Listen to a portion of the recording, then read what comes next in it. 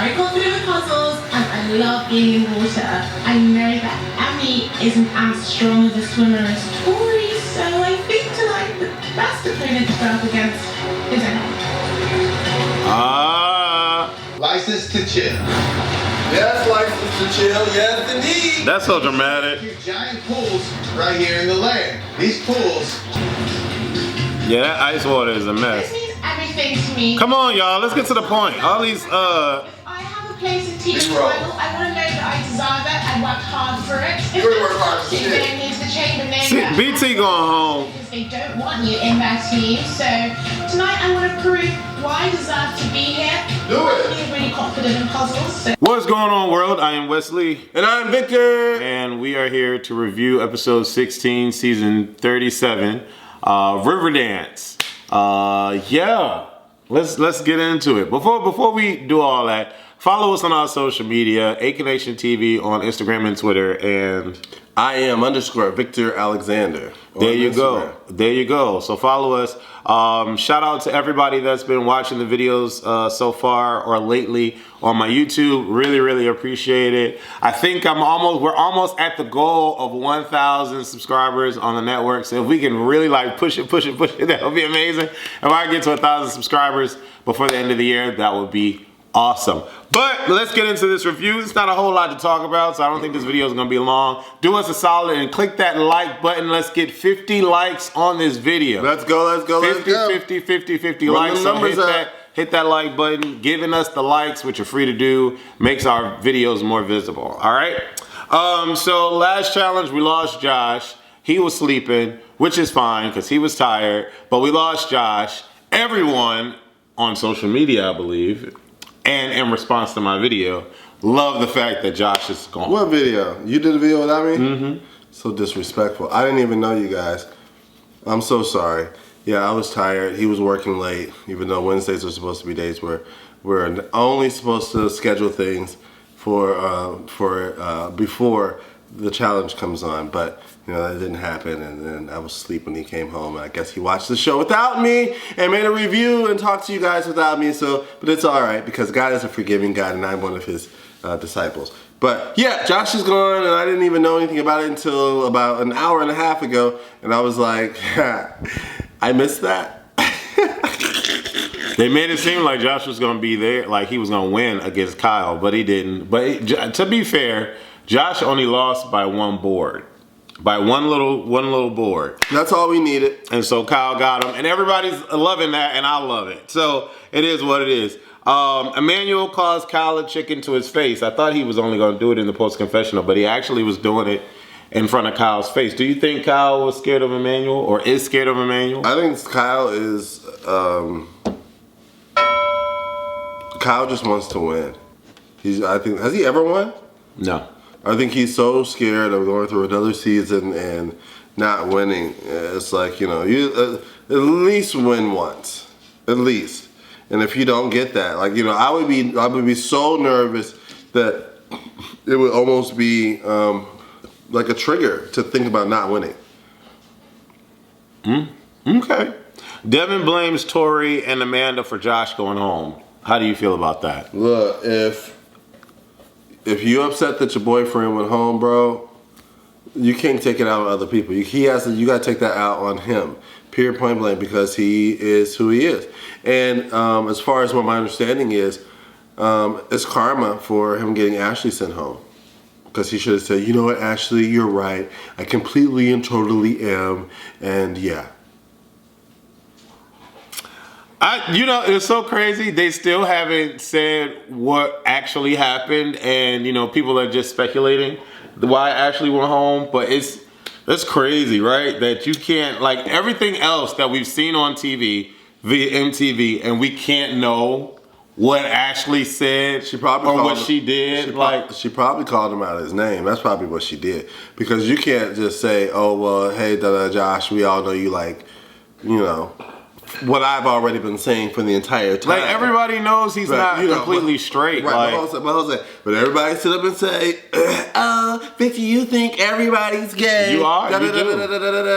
Well, either way it goes, Ashley clearly agrees. I mean, so says the rumors. But I don't know. I think Devin blaming Tori for everything, I think it's just a storyline at this point. I don't think Devin is that, like, his mind is that imbecile. He's that ditz in the brain to not understand that if Tori is no longer on your team, that she has to fight for herself. I don't know why that's so hard for him to comprehend, and I just don't understand that. So I really think that this was just a storyline for them to fluff up on the screens, and if it wasn't, then shame on Devin. What? The challenge? Them making like storylines up and everything's not original and organic, and they're just there catching the B-roll? Yeah. CT thinks Kyle is up to something. I think that was just a made-up little situation between him and Emmy, but that's Kyle just me. looks like he's up to something. He always does. Never mind. Devin is butthurt and, no, I did that already, right? Devin is butthurt and is blaming Tori for everything. He's still on this Tori train. He blames Tori for everything. Tori wants Devin to apologize, and for whatever reason, Devin cannot apologize because he believes that he didn't do anything wrong. But when she says, can you at least apologize for hurting my feelings or making me feel bad? He's like, no, because the apology would be insincere. What do you think about that? I mean, that sounds like something that you'd say. But at the same time, you can't make somebody apologize for something they don't want to apologize for, and nor should you want to. If he's not sorry, then he's not sorry. You make the decision whether or not you're going to be okay with him in the future, or you're not going to be okay with him in the future. It's just that plain and simple. But if he doesn't want to say something, you can't force him to say something that he doesn't want to say. And in an attempt to do that, you're attempting to be controlling. And that's probably why Jordan is nowhere around you. I think what's interesting is the concept of wanting someone to apologize to you because they hurt your feelings. They didn't hurt your feelings, Tori. You allowed the situation that happened between you and Devin to hurt your feelings. That's all you. You have the full control. And if Devin was really a friend, he would understand that and still be compassionate to your feelings because your feelings were hurt in the situations and circumstances that occurred. But to me, he's not that much of a friend. He's just not. Because he should have cared that your feelings were hurt and should have, said, hey, look, that was not my intention for your feelings to get hurt. I just felt this way and, this is how it is and blah, blah, blah. Like, there's ways to go around it because I really don't think Devin particularly did anything wrong. I just think that he shouldn't be blaming her for anything because she has to defend herself. It is what it is. I don't think Tori should be blaming him for anything either. At the end of the day, you guys had a conversation. He felt the way he felt. You felt the way you felt. And but it is what it is. It is what it is. It's a game. It's not like he's out here talking about some, Tori, I think that your tracks that you put in are tacky and stupid. She looked real pretty. I thought we agreed. She looked pretty. She did. I'm saying he's not saying something degrading and like super offensive about her add-in pieces that she puts into her hair. He's not saying anything about that. And you already know I don't have no problem about that, which is really, really funny because you should have seen the video the other day. What video? Oh, it should have been a video. They go on a boat day and they finally get out the house. I thought that was cute. They went on a little boat date. All right, yay! They got out the house. That boat looked like one of them little party cruise things that you get at the, on the Mississippi River, one of the big old oversized pontoon boats. Remember the old casino boats with the wheel in the back?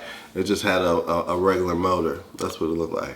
Emmy wants Kyle and CT to be better, and she wants Kyle to apologize.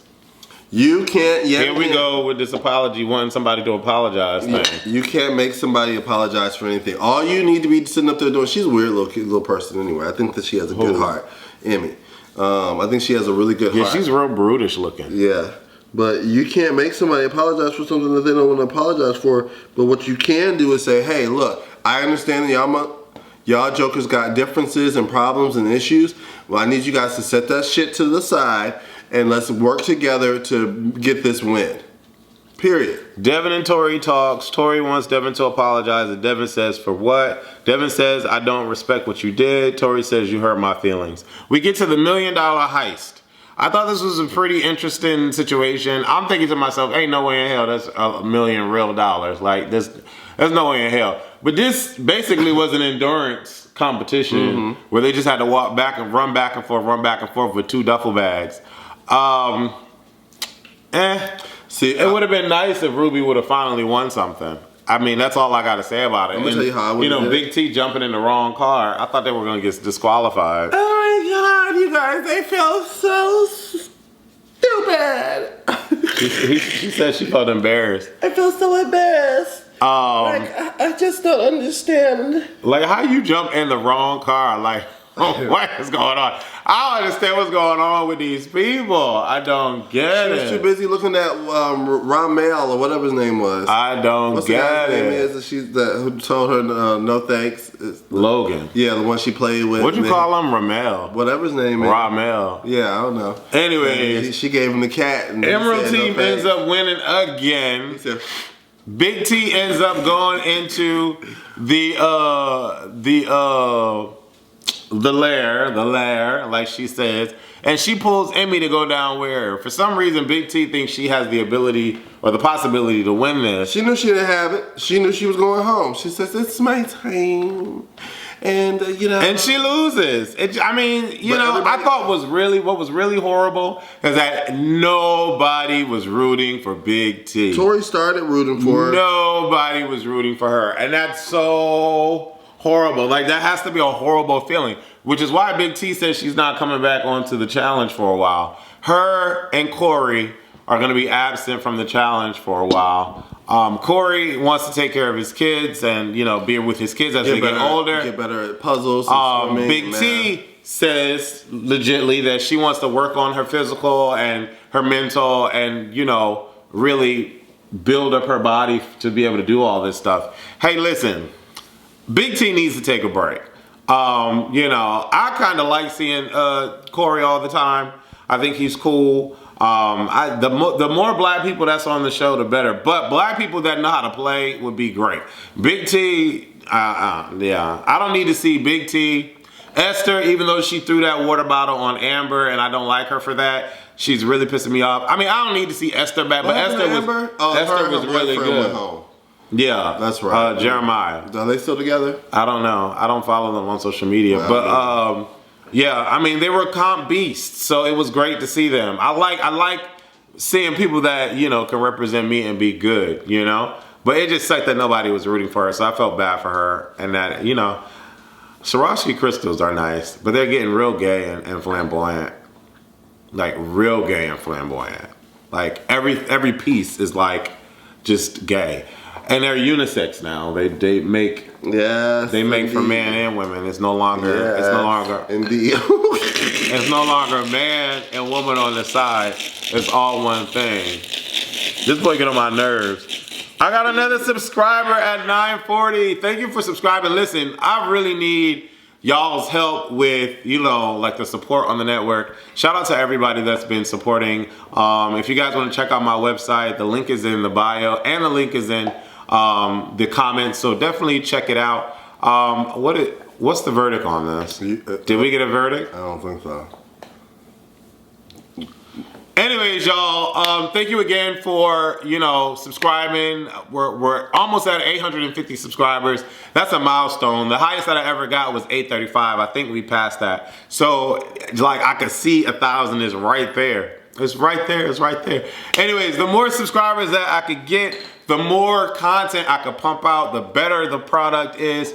If we get the more, I got all this shit in my mouth. I'm gonna have to wash my mouth out because we put that nasty ass wig infested, glute infested, charred up, Dollar Tree ass do-rag, faded in the back, no more black ass do-rag in my goddamn mouth. Child, that's not just for men. That's the D, so you want to talk shade. Whatever. Whatever. Now. Whatever. What's just for men? What are you talking about? Child. Don't play on me. You do worse. You do worse than I do. You do worse than I do. Because you got all types of chemicals up in here. I don't even feel nothing right here. Right. Baby, it's fine, baby. It's fine, baby. It's fine. Yes, God. Go ahead and flip. Anyways, child, don't let me take that lace right out. You got the same thing here. That's my forehead, man. That's my forehead. Whatever. Yes, indeed. Whatever. Yes, indeed. Child, right, you better hide it. Yes, indeed. Anyways, thank y'all for watching. Make sure you hit that like button. Let's get 50 likes. And yeah, we'll see you next week. Later, Deuces. guys.